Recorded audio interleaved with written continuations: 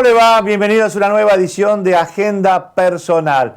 Bueno, hoy tenemos un programa, pero Darío, lo veo que está abrigadito, si es el último día con calorcito. Viste que está raro todo, ¿no? ¿Qué sé pero yo? mañana se va a empezar a hacer Sí, fresco. pero por las dudas, viste que frío la semana pasada era impresionante el frío. De repente Usted viene no el se quiere calor. enfermar. Ahí está el tema, viste que hoy en día te llegan a ver que te suena la nariz 2 veces, sos sospechoso. Ya se Adentro, COVID. No, es terrible. Y encima, la verdad es que estamos en el peor momento, ¿no? Siempre se dijo que estas 2 semanas de agosto iban a ser supuestamente el pico de la pandemia.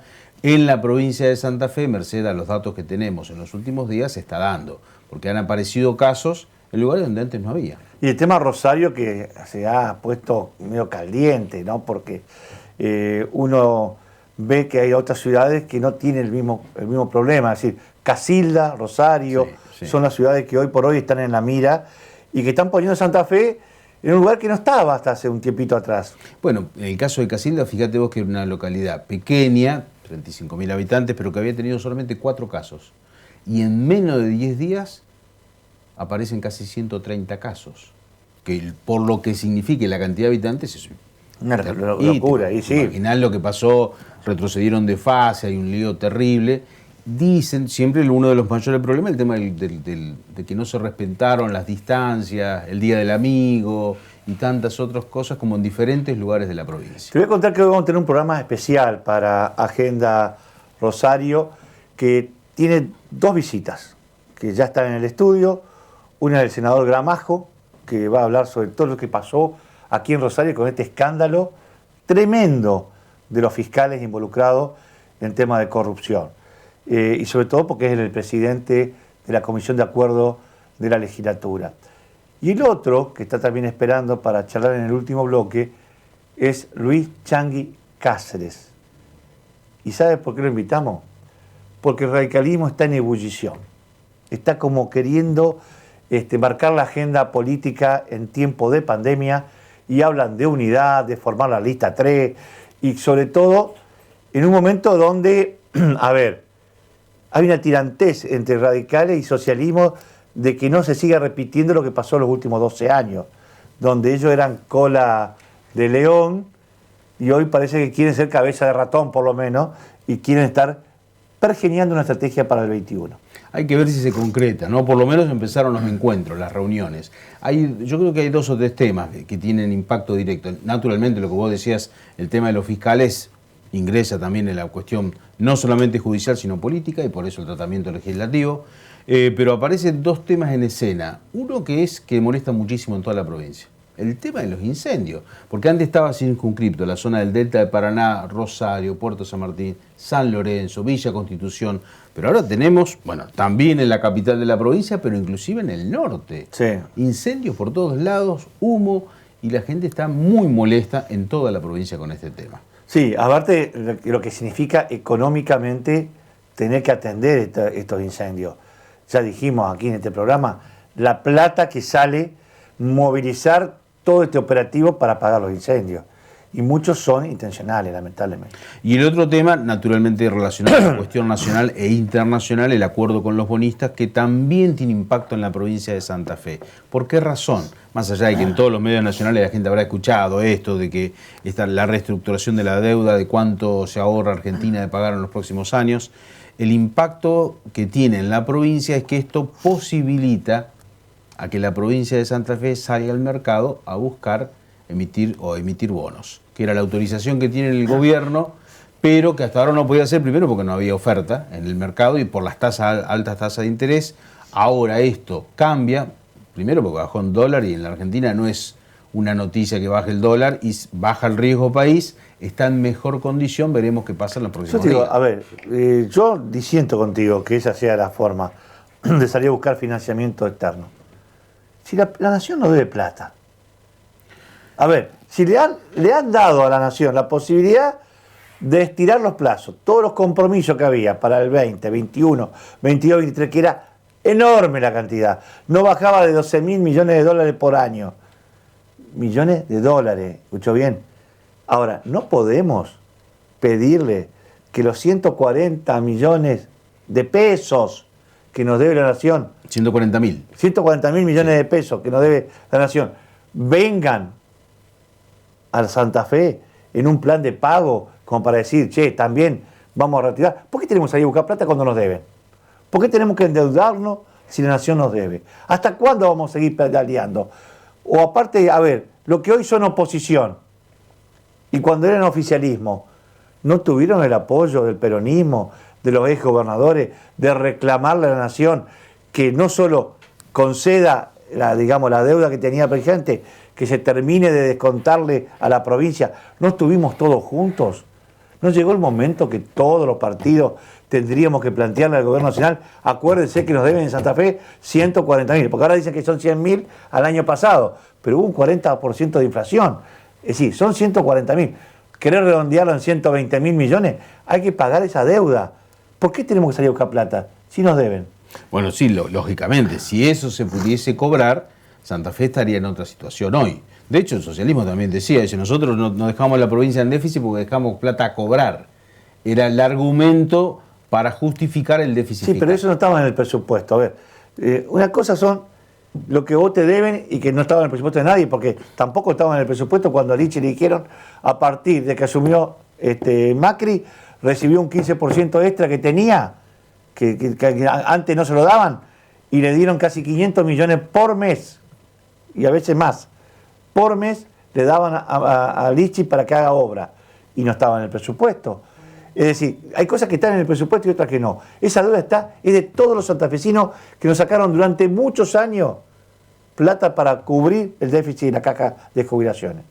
Se terminó esa historia, siguieron descontando y sobre todo, cuando la Corte dice que devolvérselo, devuelven los 15% que se retenían mensualmente, pero no la deuda acumulada. Y eso hay un fallo concreto, ya seguro.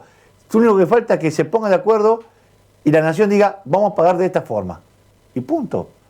Pero acá tenemos que estar todos los legisladores nacionales, provinciales, todos los políticos pidiendo al gobierno nacional, porque así lo hicieron cuando eran oposición los peronistas también. Creo que acá hay que empezar una cruzada de devolución de la plata que nos deben.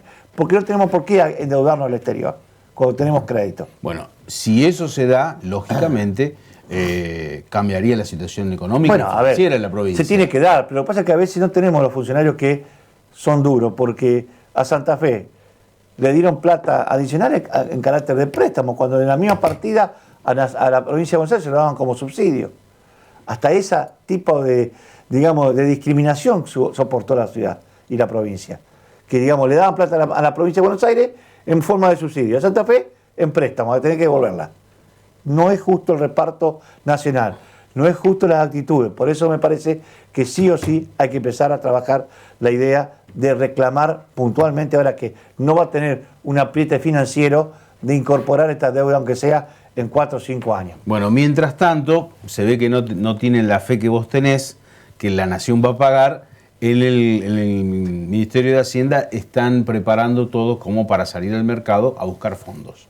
Porque hay una autorización, una ley que autoriza a que la provincia emita títulos. Sí, es lo que te repite el socialismo cada vez que hace una solicitada. Sí. Le autorizamos a gastar, no, le autorizamos a endeudarse, que no es lo mismo que te doy la plata, ¿no? Es exactamente como vos dijiste. No te dieron el dinero. Te autorizamos que te endeudes. Ahora hay que conseguir la plata. La verdad es que en el mercado era imposible conseguirla, por las tasas de interés que Argentina podía pagar y cualquier provincia. No existía siquiera la posibilidad de salir al mercado. Hoy, a partir de esto, digamos que la situación es diferente. Por eso hay una expectativa en torno a ese tema. Y como estoy convencido de que no tienen la fe que vos tenés de que la nación pueda pagar un peso, porque hay que recordar también que la deuda es del mismo signo político del que está hoy en la nación. Por eso te digo, hay que aprovechar ahora. Para que te reconozcan. Claro, que te paguen. Pero bueno, a ver, cambiamos este tema, porque también así como tiramos muchas pálidas.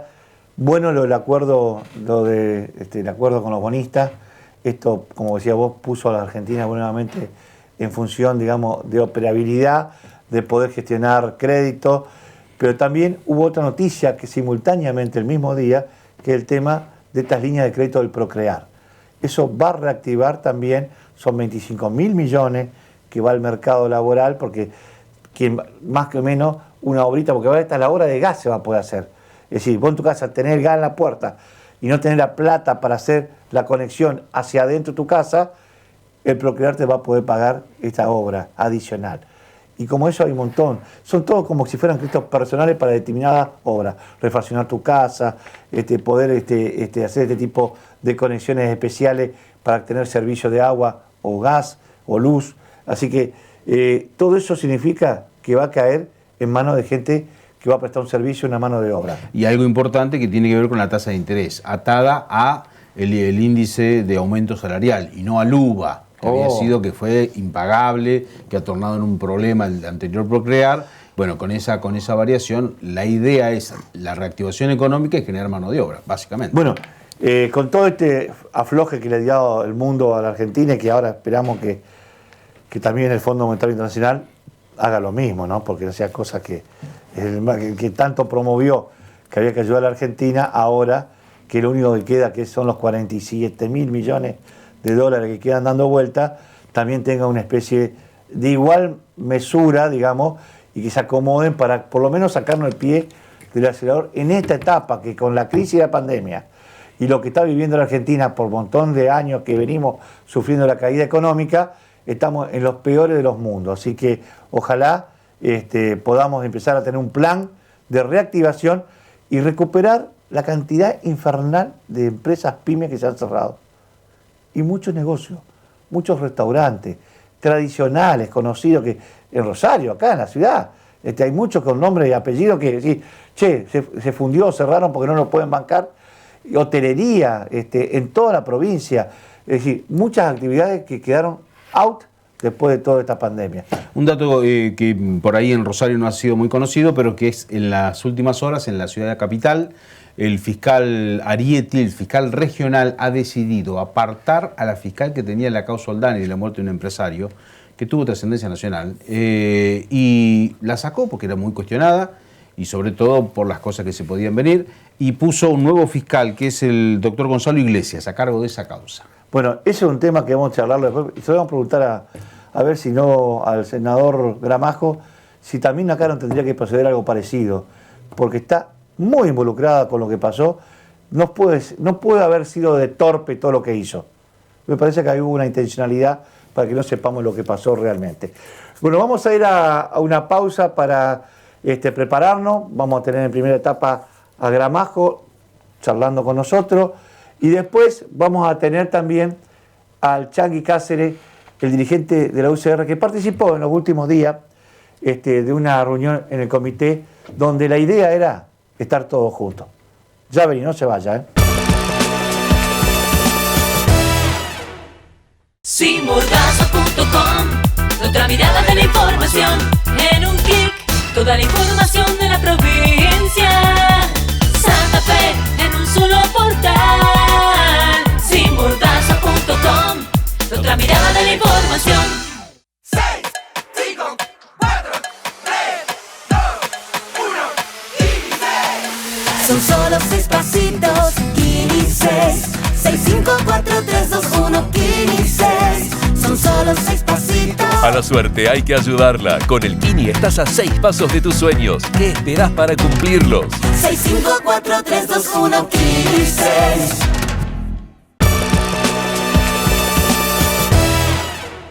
Bueno, como le decíamos al comienzo del programa, hoy tenemos dos visitas importantes. Una, ya la tenemos sentado a mi izquierda, es el senador Gramajo, quien ha sido un poco la figura de esta semana, porque con todo lo que pasó en Rosario, con lo que pasó con los fiscales, y la comisión de acuerdo actuando y dando algunas definiciones claras, era necesario tenerlo presente aquí. Así que, buenas noches, ¿cómo le va, senador? ¿Qué tal? ¿Cómo te va, Carlos? Muy buenas noches. Buenas noches también. ¿Cómo estás? Al periodista radial. Radio. Bueno, a ver, pregunta. Esto ocurrió ayer en la reunión especial que se hizo de la comisión de acuerdo para tratar un tema que fue noticia todo el fin de semana, con el tema de los fiscales, el regional de Rosario y un fiscal como Ponce Assad, que también estaba involucrado en un escándalo que ameritaba tener esta reunión. Sintetíceme un poquito qué pasó, cuáles fueron las posiciones dentro de esta comisión que tomó algunas resoluciones. Bueno, mira, primero que nada, saludar a la teleaudiencia. Y esto comienza cuando se producen estos hechos de corrupción en forma automática, convoco a la Comisión Bicameral de Acuerdo como presidente para que en forma inmediata podamos asumir la posibilidad de abocarnos a este tema. ¿Por qué explico esto? Porque nosotros no podemos abocarnos hasta tanto la auditora del Ministerio Público de la Acusación, la doctora Cecilia Branicic, eleve la resolución donde de alguna manera se inhiba en cuanto al tema de la investigación y traslade, por tratarse de una falta grave, a la comisión bicameral. El día lunes no la pude convocar porque la doctora Branicic necesitaba un tiempo para armar esta resolución que, por supuesto, no solamente constituía el pedido de inhibición y pase a la comisión, sino también que traía una serie de evidencias, de pruebas que nos permitían a nosotros poder tomar la decisión que tomamos ayer de abocarnos. Estuvo presente ella junto con el fiscal general, el doctor Jorge Baclini, quienes explicaron en forma sucinta y detallada los pasos que se fueron dando en esta investigación, que indudablemente vos lo dijiste, que fue, como decían los latinos, strepito fori, que en realidad es un escándalo público, claro, ¿no es cierto? Entonces, a partir de ahí, la comisión tomó el abocamiento y ya teníamos preparado el dictamen para solicitar a la presidenta de la Cámara de Senadores, a la vicegobernadora de la provincia, la convocatoria en el menor tiempo posible de la reunión de ambas cámaras. Esto quiero que quede claro porque me lo preguntaba recién el periodista, ¿asamblea o reunión de ambas cámaras? No, esto es reunión de ambas cámaras, así lo dice clarito la ley. Es decir, que la votación es individual, digamos. La votación es nominal e individual por cámara. Y tiene que tener una mayoría. Por Mayoría cámara. simple, Por cámara. en este caso, que es una preventiva, digo preventiva porque acá se lo suspende al funcionario por un término de 180 días mientras se sustancie el proceso dentro de la comisión que seguramente va a concluir en una destitución.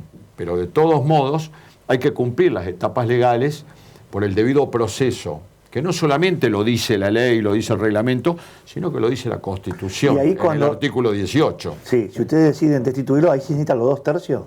No, ahí se necesita mayoría absoluta. Absoluta. Cuando llegue la terminación, la conclusión del proceso de investigación, en el día de ayer designamos, ni bien nos abocamos, a quien va a ser el acusador, que recayó en el diputado Bastías. A él le va a tocar ahora hacer toda la investigación, acumular toda la prueba necesaria y elevar después a la comisión la opinión para que la comisión haga un dictamen. Ese dictamen no obliga, pero sí, de alguna manera, aconseja por la investigación efectuada. Así que, seguramente, y esto puede ser una primicia, puede ser el día viernes. Apa. Puede ser el día viernes, Bien. la reunión de ambas cámaras. ¿Por qué? Porque nosotros le hemos solicitado a la vicegobernadora en el menor tiempo posible, lo que significa que la comisión está de alguna manera solicitando que esto a corto plazo se resuelva. Si bien es cierto que ayer en la audiencia imputativa le dieron una preventiva de 90 días al fiscal Ponce Assad, la comisión también quiere actuar en consecuencia con los hechos producidos y mostrándole a la comunidad que los tiempos lo hemos tratado de respetar, pero al mismo tiempo de agilizar para lograr urgente la suspensión de este fiscal que de alguna manera ha cometido delitos muy graves. Senador, la renuncia primaria del fiscal Patricio Sarjal, el fiscal regional, y la posterior aceptación del gobernador, ¿anula o inhibe a ustedes que estudien el caso, básicamente porque ya no es más fiscal? Bueno, ayer se planteó esa posición en la comisión y me tocó a mí sostener la viabilidad del decreto del gobernador. Había quienes consideraban de que solamente se podía tomar en cuenta la primera renuncia que había sido el día sábado, domingo o el día sí. lunes. Y yo les decía que hubo un caso similar, que para mí sentó cierta jurisprudencia, que fue el caso del fiscal Fesia, donde presenta la renuncia y el gobernador Lichi presenta la renuncia al cargo regional y el fiscal Lichi se la acepta en todo su contexto como empleado del Ministerio Público de la acusación. Lo dejó afuera. Y lo dejó afuera, por supuesto. Entonces, yo creo que hay... Es decir, que lo que hizo Perotti casi igual, lo mismo. Hay una similitud. Hay una similitud. Entonces, ¿Y ayer había dos posiciones encontradas? había dos posiciones, algunos sostenían que este decreto era ambiguo, que era posiblemente necesario ampliarlo o hacer un nuevo decreto, pero a mí me parecía que con esto era suficiente, Al final se decidió mantener esta posición y así fue como firmamos la resolución de abocamiento, firmamos el dictamen y hoy fue remitida a primera hora la nota a la vicegobernadora donde se le pide, como te lo dije anteriormente, en el menor tiempo posible, la posibilidad de convocar a la reunión conjunta de cámaras para votar. Ahí, en esta votación, tiene que ser nominal, y tiene que haber una simple mayoría. A ver, lo que la comisión propone, digamos, a la Cámara de Diputados y Senadores, que lo suspendan y que no cobre el sueldo o que cobre el 50% del sueldo. La ley establece que esta suspensión, el imputado o el encartado debe cobrar el 50% del sueldo. O sea que esto lo establece la ley. Esto quiero que quede claro porque algunos medios van a pensar que nosotros en forma unilateral tomamos esta decisión, pero esto lo dice la ley. Lo dice la ley en forma clara. Así como la ley 13.807 nos da la competencia para poder actuar de esta manera, yo creo que hay que ser respetuoso del texto legal. Por más que el delito sea grave, por más que el delito tenga un efecto especial en la sociedad, pero nos tenemos que manejar dentro del marco legal. Aparte el derecho a la defensa también, porque es una cuestión que hay que darle a Ninguna todos. duda, porque ninguna si no, duda. ¿qué estamos haciendo? Dictaminamos y no le damos la posibilidad de que se defienda. Hay que hacer todo un proceso para que las partes se pongan. Y después está para que juzguen esta comisión y sobre todo las dos cámaras que tienen la responsabilidad. Claro, hasta el más reo. Tiene derecho a una tiene defensa. derecho al debido proceso, a la defensa. Entonces, nosotros que somos los legisladores, somos los primeros que debemos respetar el texto constitucional y debemos respetar la ley. Y con el tema del fiscal regional, que ya ahora ustedes no lo van a tratar, lo dan por concluido, pero la justicia sí puede seguir ahora con él investigando todo lo que pasó. Ninguna duda. Esto quiero también que quede claro. Una cuestión es el proceso judicial, que está en la órbita del Poder Judicial, y otro es el proceso político-administrativo establecido por la ley 13.807, que no faculta a la legislatura, a través de la Comisión Bicameral de Acuerdo, para investigar la conducta de la 13.013, que serían los fiscales del MPA, y la 13.014, que serían los defensores públicos. Esta ley fue, ustedes lo saben como periodistas porque han seguido, fue muy discutida por los miembros del Ministerio Público porque sostenían que esta ley era inconstitucional. Pero bueno, hace poco hubo un fallo de la Corte donde rechazó este planteo, habló de una función abstracta, y ahora, en el día de ayer, ante un amparo que presentó el fiscal Espelta, que está investigado, el juez de séptima nominación en lo laboral de la ciudad de Rosario rechaza el amparo, que es donde se pretendía, a través de sus profesionales, declarar la inconstitucionalidad de esta ley. Recordemos que el único poder que tiene facultades para declarar la inconstitucionalidad de una ley es el Poder Judicial. ¿Por qué? Porque el Poder Legislativo y el Poder Ejecutivo intervienen en la elaboración de la ley. El Ejecutivo a través de un mensaje y el Legislativo, como lo dice la misma palabra, en la legislación. Sí. El poder que no interviene, que es el Poder Judicial, es el que puede de alguna manera sostener la inconstitucionalidad de la norma legal. Bien. Acá en Santa Fe, en las últimas horas, el fiscal regional separó a la fiscal Ferrari, de apellido era que Ferraro. está... Ferraro. Cristina Ferraro. Cristina Ferraro, que está en la causa de esta Oldani, de la muerte de Oldani.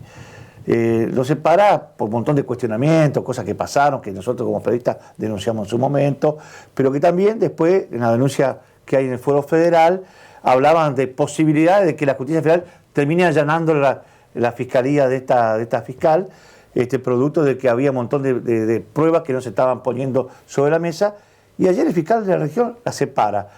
Y uno cuando ve lo que pasó, hay un montón de elementos también para cuestionar, porque se habla también de algunas cosas medias raras, turbias. ¿A ustedes les llegó algún tipo de información, alguna denuncia al respecto? No, esto no nos llegó. La auditoría no nos ha elevado absolutamente nada de este tema, al menos hasta el día de ayer. Puede haber a lo mejor ingresado hoy y todavía no lo hemos podido tratar, porque recordemos que lo de ayer fue una convocatoria extraordinaria. Sí.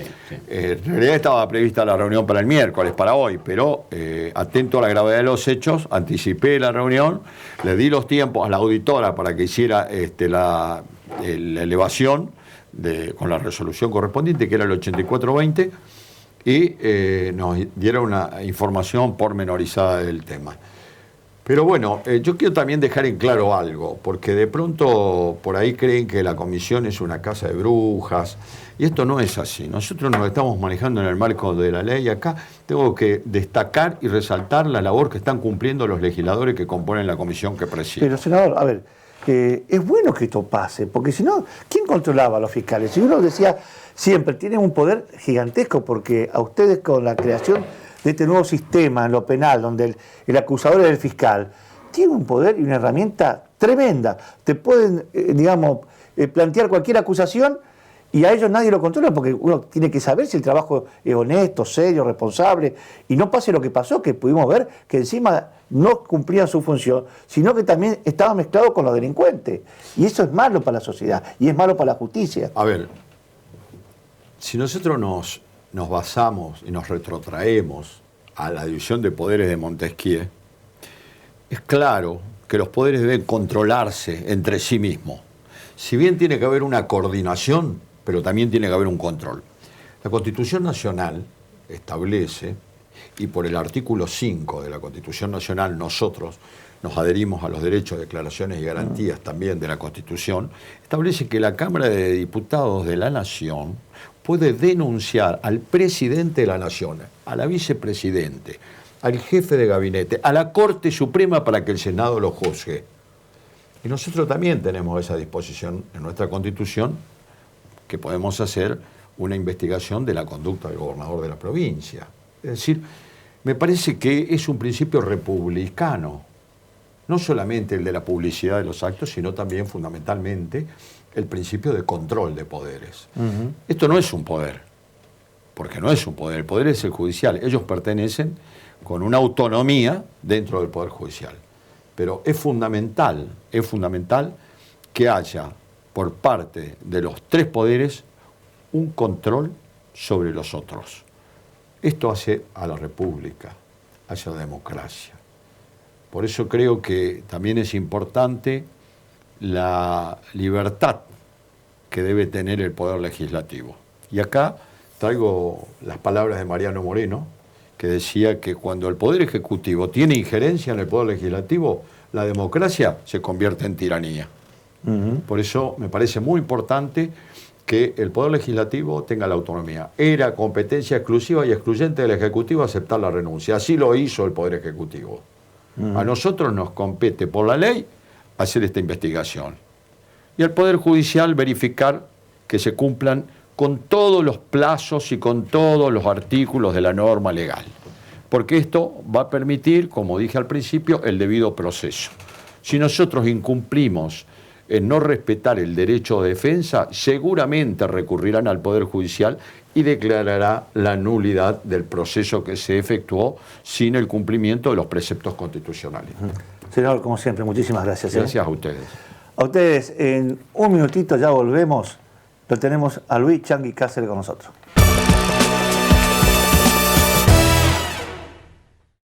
Simordaza.com, nuestra mirada información en un clic.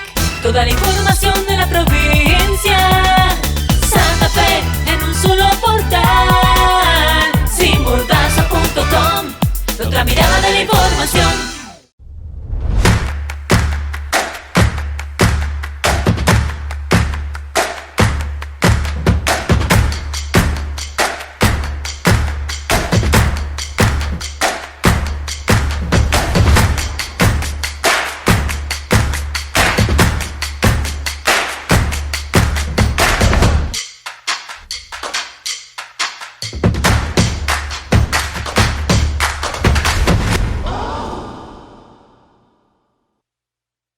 Sin Mordaza, periodismo independiente. Sin Mordaza, el periódico con mayor penetración en la provincia de Santa Fe. Sin Mordaza, el poder de la gente.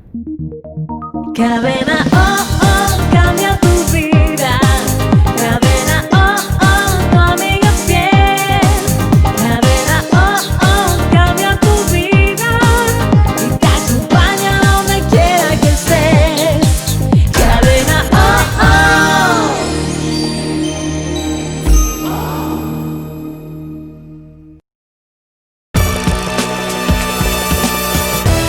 Y como contábamos en ediciones anteriores, el radicalismo está en ebullición, hay reuniones, quiere volver a tener su protagonismo, quiere volver a hacer la lista 3, es lo que dicen algunos dirigentes. Pero la sorpresa fue que días atrás, en el Comité Provincia, aparecieron las figuras que están actualmente en vigencia, diputados, senadores, intendentes, pero también estuvieron presentes otras figuras legendarias que tienen que ver con la historia del radicalismo en Santa Fe. Uno de ellos es a quien voy a saludar ahora, Luis Chanqui Cáceres. ¿Cómo le va? Muy bien, ¿cómo estás? ¿Qué está pasando en el radicalismo? Está en ebullición. Están todos enloquecidos que quieren juntarse, todos los sectores. Y uno dice, esta será la oportunidad que se junten todos, porque siempre cuando llega el momento de cerrar lista, cada uno agarra su destino, digamos. A ver, vamos por parte. Primero, no es nada novedoso que en el radicalismo alguno que se le despierta la neurona convoque a la conformación de una mesa de acción política que no tiene ninguna función ejecutiva, pero sí deliberativa y vuelca ideas. Y en esas mesas de acción política generalmente lo que se tiene en cuenta son aquellos que han sido presidentes de partido o han tenido alguna candidatura de peso en la provincia o cosas por el estilo. Y como, bueno, yo fui 2 veces presidente del Comité Provincia y estuve 19 años en el Comité Nacional hasta que renuncié y me retiré y fui candidato a gobernador por el partido. Pienso que esa es la causa por la cual los muchachos me convocaron a integrar la mesa de acción política, pero que te reitero, no define las políticas del partido, simplemente discute y bueno, de la discusión puede surgir alguna luz o se puede dar algún consejo, nada más. Ahora, ¿pero sobrevuela la idea de formar la vieja lista 3 o no? Bueno, esa es una idea mía que la estoy impulsando en todo el país y que como formo parte, fundador del Movimiento Nacional de la Militancia Radical, que tiene nada más que 2 años y medio de vida, y marchamos ahora a una convención nacional virtual de la militancia en el mes de septiembre. Plantearé el tema ahí y espero que el movimiento, que ya tiene gente en todas las provincias argentinas, tome la posición. Es una posición absolutamente racional. Generalmente las cosas que les planteo a la gente del partido, el partido no las toma y habitualmente, no sé si por casualidad, porque se le ocurre a ellos, la terminan tomando los peronistas y lo terminan abrochando a los radicales que no toman los sanos consejos que uno en un determinado momento le da. Es decir, a ver, vamos por parte. Cuando vos te mezclás en una cosa de acuerdo, te diría hasta contra natura, sin programa, sin una discusión política que establezca un norte y que te diga voy por acá porque lo discutimos y estoy convencido que hay que ir por ahí, que fue lo que se hizo en Gualeguaychú, un acuerdo contra natura y bueno, el partido se empezó a desdibujar. O sea, básicamente un acuerdo electoral, no de programas. Lo que fue Gualeguaychú fue un acuerdo electoral, incluso para mí mal hecho. Y me remito a los años que pasaron en estos 5 años. Es decir, cuando se planteó eso en Gualeguaychú se lo hizo desde un punto de vista como de negocio cuantitativo. Es decir, que íbamos a tener más esto, más aquello, más diputados, más senadores, más gobernadores, tenemos de todo menos. O sea que ni siquiera desde ese punto de vista, que para un radical tiene que ser lo menos trascendente, ni siquiera por ahí anduvo la cosa.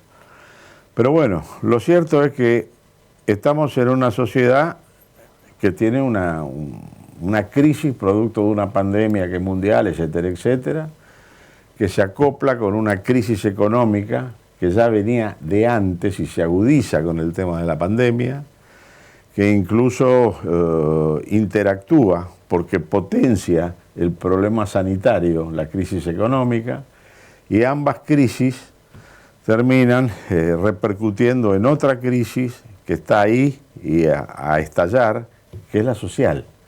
Es decir, el malestar de aquel que trabajó toda la vida para tener una pequeña pyme, para poner un comercio, para poner un restaurante, y que producto de toda esta situación, bueno, ha comido sus ahorros primero, se ha endeudado después y ha puesto el cartel de cerrado y no sabe realmente si alguna vez en el futuro podrá llegar a reabrir.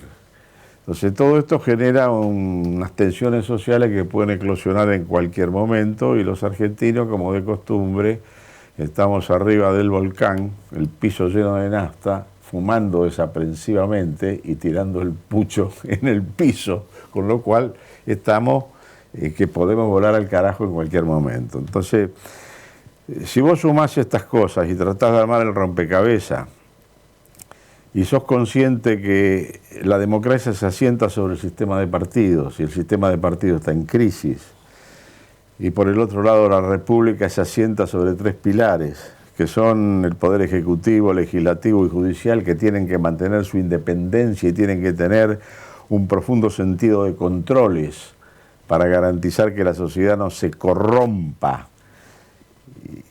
Y ves cómo está el actual estado de situación. Bueno, el camino que la lógica te indica es un camino sencillo. Recuperar visibilidad frente a la gente como partido. A ver, y uno hace este análisis que es un combo difícil analizar en pocos minutos, pero tenemos la situación social que vos estás planteando con las pymes casi estallando y que necesitan urgente algún panorama, que por ahí este acuerdo con el Fondo Monetario Internacional podría dar una lucecita de que la falta de presión, digamos, que la presión que no va a estar de los deudores bonistas para cobrarle al país, se puedan generar políticas de implementación para reactivar todo esto que se cayó y que son muchísimas las pymes. Es una buena noticia, una de las pocas y la única de los últimos Y la otra tiempos. noticia creo que la del Procrear también, porque eso reactiva la mano de obra, de la construcción, esto también. Pero yo, a ver, pregunto, con toda esta crisis, vos lo que me estás diciendo, que hay que dividir poderes, ¿cómo le cayó a dirigente como tu talla, que conocés de adentro lo que es la Corte, la Justicia Nacional, la Justicia de las provincias, esta decisión de hacer una ley para modificar y cambiar todo, y sobre todo los números de la Corte Suprema, que en la época de Alfonsín se estableció un número, después se volvió a modificar con Menem, siempre se está tratando de buscarle, acomodarlo en función a lo que es cada gestión, digamos. Mira, vivimos en la inconstitucionalidad. Esto es un estado prácticamente permanente. Y yo te diría que una sociedad que no respeta el Estado de Derecho y que no le da garantías de que funcione ese Estado de Derecho, bueno, es una sociedad donde nadie pone un peso y nadie invierte una moneda para nada, porque no le das garantía, porque no tenés seguridad jurídica. Vos fijate, tenés 25 25 artículos de la Constitución Nacional que debieron haber sido reglamentados y del 94 hasta la fecha no fueron reglamentados. Y tenés 3 que fueron reglamentados, pero el reglamento es anticonstitucional. Esto es un disparate. O sea, a ver, el gobierno se basa en la insatisfacción de la gente de cosas que no funcionan, que las encontrás a montones en este país.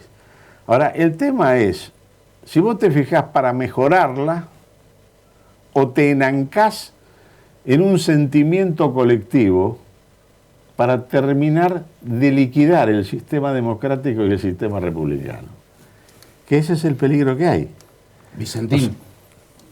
Olvídate, si querés, de Vicentín. O sea, a ver, que la justicia no satisface y tiene déficit. ¿De acuerdo? Todos lo sabemos. De acuerdo. Que el Congreso no está funcionando como debiera. De acuerdo.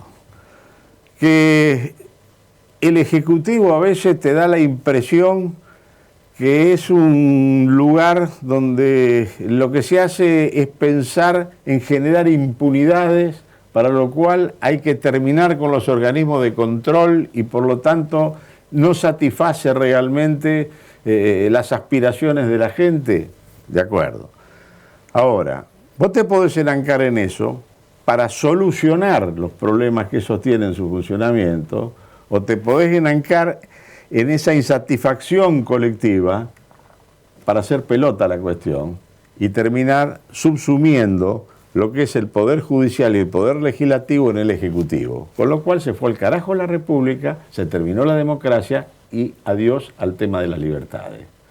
Este es el riesgo y esto es lo que uno ve que está gestándose en este momento y a uno le genera una enorme preocupación. Entonces, con estas piezas desparramadas del rompecabezas, ¿qué le digo yo a los muchachos, a la gente y en general a los distintos partidos políticos?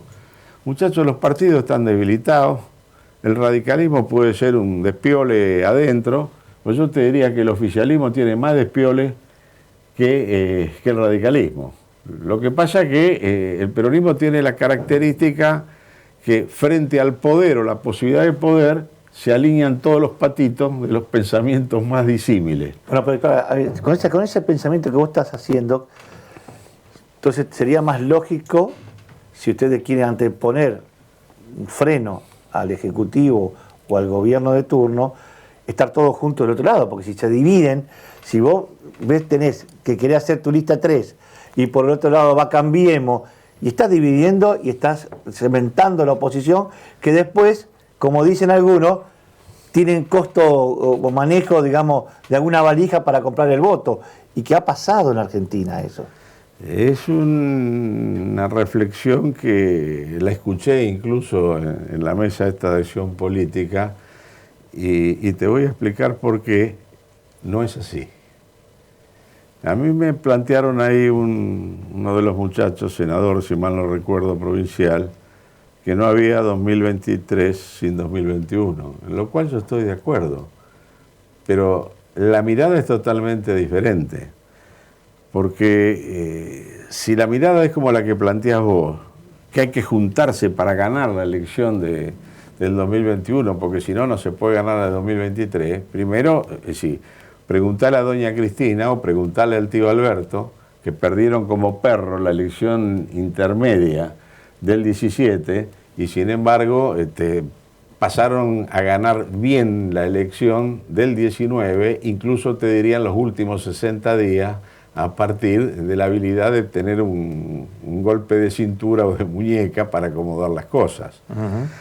Es decir, yo creo que no tenés 23 sin 21, pero si acertás, lo que tenés que hacer es el 21. Y yo creo que el 21 lo que hay que hacer es que los partidos políticos como tales puedan volver a ser visibilizados por la sociedad, que recuperen realmente sus banderas, su discurso, su posición, que le puedan plantear como partido a la sociedad qué es lo que se tiene que hacer para salir de la coyuntura y qué políticas a mediano y largo plazo se tienen que llegar a plantear, porque en el 21 no se juega presidente, no se juegan gobernadores, salvo un par de provincias que van desacompasadas ahí en el paso con el tema del calendario. Lo que se juegan son legisladores, lo que se juegan son concejales, lo que se juegan son en algunos casos intendentes y en la mayoría de los casos presidentes de comuna. Es decir, no necesitas ir con nadie. Lo que vos necesitas hacer, y esto hay que ponérselo en la cabeza, los argentinos en el 21, es que en una sociedad en crisis donde es necesario generar consensos, si esos consensos no se buscan, se declaman, pero no se buscan desde la conducción máxima del país, forzá a que se busquen. ¿Y cómo forzás a que se busquen? Garantizando que no tengan quórum propio en las cámaras. Y para que no tengan quórum propio en las cámaras, lo que tenés que sacar son la mayor cantidad de diputados, la mayor cantidad de senadores. Y eso no es necesario de que vos vayas en un frente. El tema de los frentes para el 2023. Primero garantizá volver a ser visible, garantizá volver a existir frente a la ciudadanía, devolver a la ciudadanía la posibilidad de que vote con alegría. El partido que quiere, el partido que siente, no que siga votando el mal menor con cara de traste, devolverle la sonrisa a la gente y que vuelva a entender la importancia de la existencia de los partidos políticos. Pero esto lo que estás haciendo vos es para Suecia, discúlpame. No, es para Argentina. Es para Suecia. Porque ¿sabes por qué? Porque a las 12:00, a las 9:01 que se pueden dar las encuestas boca de urna, ya dicen, ganó el oficialismo, ya está. Listo, ese es el título del otro día de los diarios. Y la gente que es citista, el argentino es citista, quiere estar con el ganador y no le gusta estar con el perdedor. Entonces vivimos un citismo y siempre estamos comprando marketing, no compramos ideas. Yo te pregunto, ¿por qué Macri no ganó en el 19 si había arrasado en la de medio término del 17? Porque pasó un montón de cosas. A ver. Y bueno, en este país, un día es un año.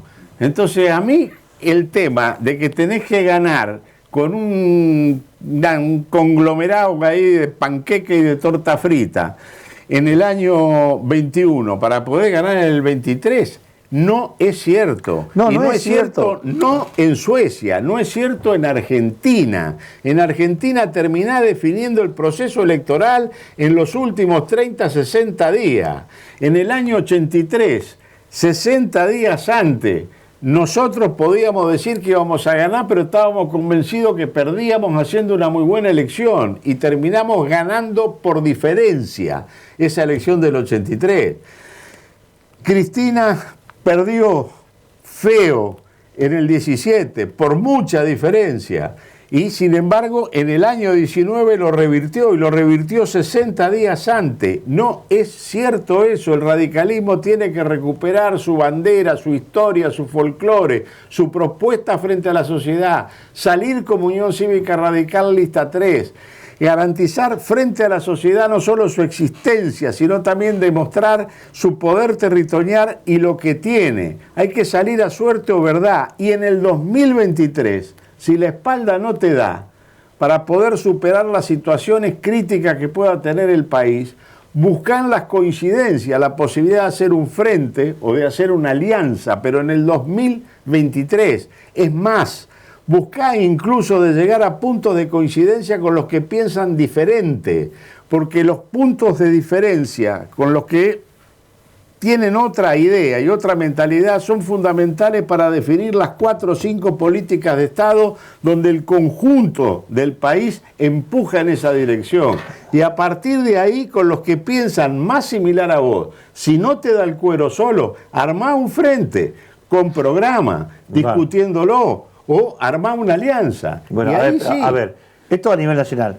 Y a nivel provincia, donde dicen que Lichi tiene que ser candidato a senador para nuclear todo y ganar y poder marcar la tendencia en Santa Fe para frenar al oficialismo. ¿Es igual la estrategia? A ver, me la dejaste picando. Gracias. A nivel provincia. Yo vengo de una reunión de la Mesa de Acción Política donde todos plantearon la necesidad de la unidad del radicalismo. Sí. Ahora, eso es absolutamente fácil de lograr. Absolutamente. Pero además, en elección de medio término, vos tenés los que están de diputados provinciales van a seguir, de concejales van a seguir, del otro, qué sé yo, de senadores van a seguir. O sea, tenés los cuadros y tenés la posibilidad de estructurar rápidamente una lista fuerte de unidad y tener unidad del partido. Ahora, vos poneme, junto con discutir la unidad del partido, el tema de los frentes, y se acabó la unidad del partido. Uno se va con los socialistas, el otro se va con el PRO, el otro se va con los peronistas, y algunos nos quedamos con el tambor y la bandera haciendo puchero a las puteadas. Entonces, si la querés complicar y querés hablar de la unidad, nada más que para quedar bien y del pico para afuera, planteala así. Pero si la querés realmente, no la juntés con el tema de los frentes. El tema de los frentes para el 2023. Vos conocés los actores en Santa Fe. Sí. La mayoría de los que están hoy estuvieron con vos cuando eran jóvenes, te escuchaban a vos los conocés a todos. No hay ninguno que llegó nuevo, que te sorprendió. Yo me reía, Darío, porque cuando empezó la reunión, uno de los muchachos dijo, bueno, vamos a ver qué podemos hacer porque venimos todos de lugares distintos. Y yo miré la veintena que estaba ahí, y de la veintena que estaba ahí, salvo uno y una chica que era muy jovencita, todos los demás, venimos del mismo movimiento. que supo conformar este humilde servidor Renovación y Cambio en un determinado momento. No, con Renovación y Cambio eran todos, incluso el que yo te digo que no era. Bueno, lista blanca me refiero, y antes de coordinadora. Pero yo me refiero a que vos los conocés y el año que viene, cuando empiezan a discutirse las candidaturas, todos quieren ser, y si digo, si no tengo lugar acá, naturalmente que empiezan porque tienen afecto, porque tienen coincidencia, porque ya vienen de ahí, porque han estado en otro frente. Es entendible que ahí cuando empiezan esos intereses personales, Darío, el conjunto se termina. Agarra un papel y un lápiz. Los que hoy están afuera no son tantos. No son tantos. No se tienen ni que empujar para integrar una lista. claro, es cierto. No son tantos. No, pero bueno, pero por primera Pueden vez... ser torpes, pero no son tantos. Pueden integrar una lista fuerte sin tener que darse codazos y sin romper lo que puedan ser las políticas de alianzas que tienen en las legislaturas o que tienen en el Congreso Nacional. Porque en la misma tesitura y en el mismo orden en que estoy planteando las cosas, y lo que vos tenés que tratar de evitar es que los ejecutivos tengan quórum propio, porque los está forzando a que conversen con los demás, cosa que es absolutamente necesaria. Mirá este disparate que están planteando del tema de la reforma judicial y la ampliación de la Corte, y etcétera, etcétera. Pero escuchame, nosotros para llegar a la reforma constitucional del 94, sí, años de discusión hubo, con la participación de todos los partidos políticos, de los distintos sectores sociales, etcétera, etcétera. Plantear una cosa de tamaña magnitud, armando a dedo, una especie de consejo de propuesta consultivo, que en definitiva está integrado por los abogados de aquellos que están con condena, en apelación, que están en juicio, y esos son los que van a pergeñar cuando va a hacer la reforma judicial. Pero dejémonos de joder, no podemos ser un país tan pelotudo. Ahí lo que se busca es impunidad simplemente. Entonces, si un país que solo busca impunidad, que está carcomido por la corrupción, es un país cuyo destino es realmente tétrico. Y tenemos que salir de eso. Y yo apelo a la concepción republicana y democrática que sé que muchos compañeros del Partido Justicialista tienen, para que no se embarquen y no se ensucien en una porquería de este tipo. Porque sin peronistas republicanos y democráticos, radicales republicanos y democráticos, socialistas republicanos y democráticos, este país no sale. Entonces, si tenemos heterogeneidad dentro de la fila de cada uno de los partidos, Bueno, yo dentro del radicalismo estoy tratando de agrupar en el movimiento nacional de la militancia radical a aquellos que tienen una vocación en ese sentido. Por favor, que los amigos del peronismo hagan lo mismo adentro de su partido, para poder tener con quién corno conversar y con quién corno buscar coincidencia y con quién corno empujar la carretilla para sacarla de este fanagal en el que nos encontramos enterrados de hace años. Por nuestros hijos, por nuestros nietos, ya no por uno que ya está del otro lado. Changi, la verdad que interesante, podríamos seguir, pero se nos acabó el tiempo. Gracias por haber venido. No, al contrario, gracias por la invitación, que han estado medio mezquinos estos últimos tiempos, no invitaban un carajo. Pero acá estamos. Gracias a ustedes, en 7 días nos volvemos a encontrar en este mismo canal y a esta misma hora.